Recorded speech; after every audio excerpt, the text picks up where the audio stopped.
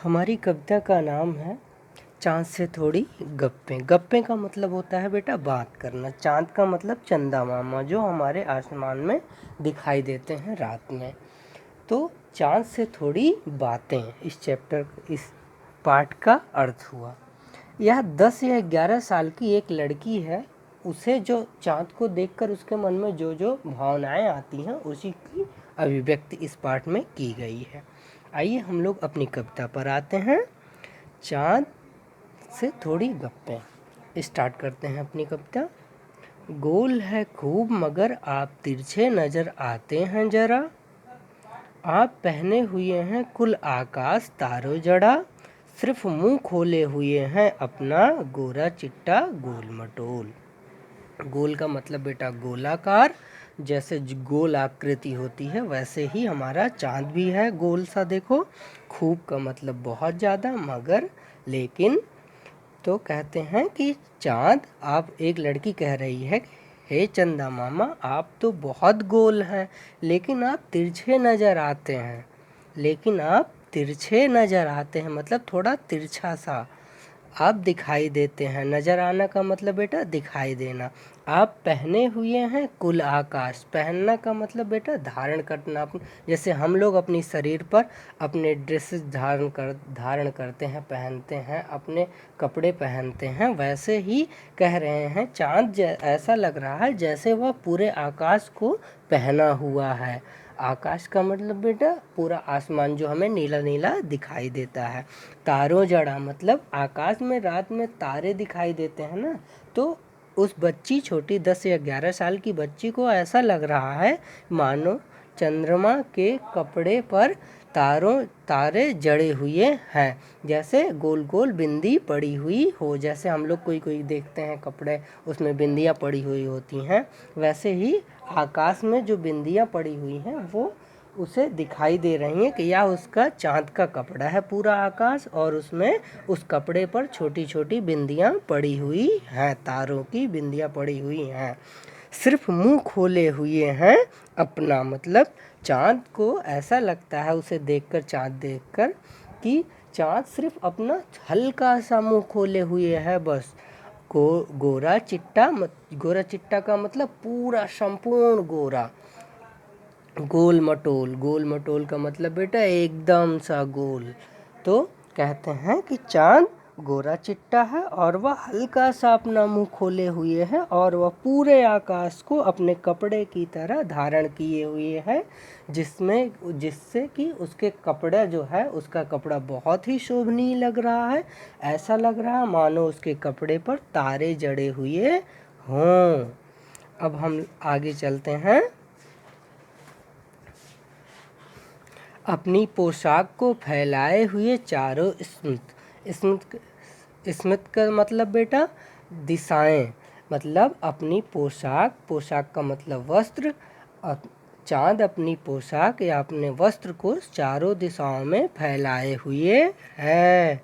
आप कुछ तिरछे नज़र आते हैं, जाने कैसे, मतलब आप गोल हैं लेकिन तिरछे नज़र आते हैं, हम यह बात समझ नहीं पाते हैं। वह छोटी सी बच्ची कह रही है। खूब है गो की वाह जी वाह, हमको बुद्धू ही निरा समझा है। निरा का मतलब बेटा एकदम। तो कहते हैं वाह जी वाह, खूब है गो की, हमको बुद्धू ही समझा है निरा।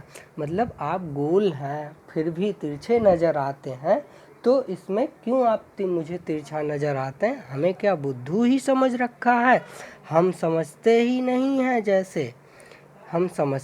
नहीं जैसे कि आपको बीमारी है। बीमारी का मतलब बेटा आदत होना, ठीक, एक बुरी आदत या फिर बुरी तरीके की लत, ठीक। तो कहते हैं हम, आगे कहती है बच्ची, हम समझते ही नहीं हैं जैसे कि आपको बीमारी है। आप घटते हैं तो घटते ही चले जाते हैं, बढ़ते हैं तो बढ़ते ही चले जाते हैं, बढ़ते ही चले जाते हैं।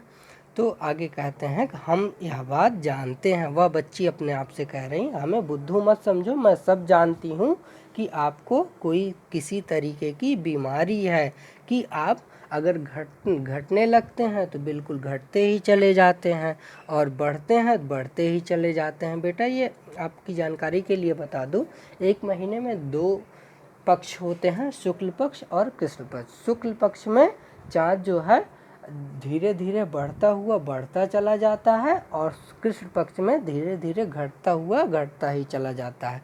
दोनों 15-15 दिन के होते हैं। ठीक, तो आगे कहते हैं, दम नहीं लेते हैं जब तक कि बिल्कुल ही गोल न हो जाए। मतलब वही कह रहे हैं कि जैसे शुक्ल पक्ष में चाँद बढ़ना स्टार्ट करता है तो एक छोटा सा जो है अर्धवृत्त बनकर पहले स्टार्ट होता है बढ़ना पहले दिन में, और 15वें दिन तक बिल्कुल गोल हो जाता है, पूरा बड़ा हो जाता है।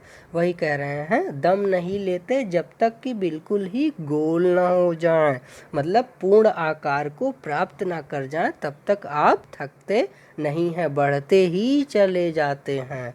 बिल्कुल गोल मतलब एकदम गोल। यह मरज आपका अच्छा ही नहीं होने में आता। मरज का मतलब बेटा बीमारी, मतलब कहते हैं उस बच्ची को लग रहा है कि चाँद को कोई बीमारी है जो कि ये घटता बढ़ता रहता है, तो वही कहते हैं कि यह मर्ज आपका अच्छा ही नहीं होता है, कितना भी कुछ भी कर लो आपका मर्ज अच्छा ही नहीं होता है। क्वेश्चन आंसर बेटा, इसके प्रश्न उत्तर बेटा अगले वीडियो में हम कराएंगे। हमारा पहला प्रश्न है कि आप पहने हुए हैं कुलाकाश के माध्यम से लड़की क्या कहना चाहती है। तो बच्चों आप लोग बताओगे। पहला है, यह कहना चाहती है कि चाँद तारों से जड़ी हुई चादर ओढ़कर बैठा है, और दूसरा है चाँद अपनी पोशाक चारों दिशाओं में फैली हुई है। चाँद की पोशाक चारों दिशाओं में फैली हुई है। हम किसे सही मानते हैं या तुम किसे सही मानते हो, आप लोग अपना उत्तर बताओगे।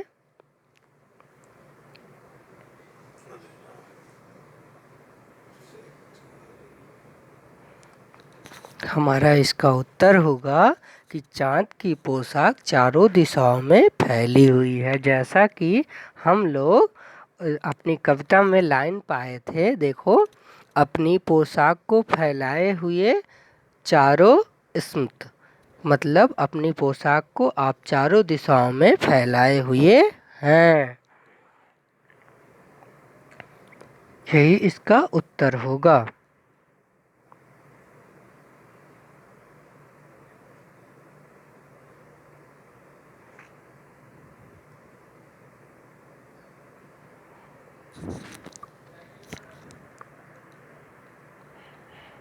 हमारा दूसरा प्रश्न है कि कवि ने चाँद से गप्पे किस दिन लगाई होगी। इस कविता में आई हुई बातों की मदद से अनुमान लगाओ और उसका कारण भी बताओ।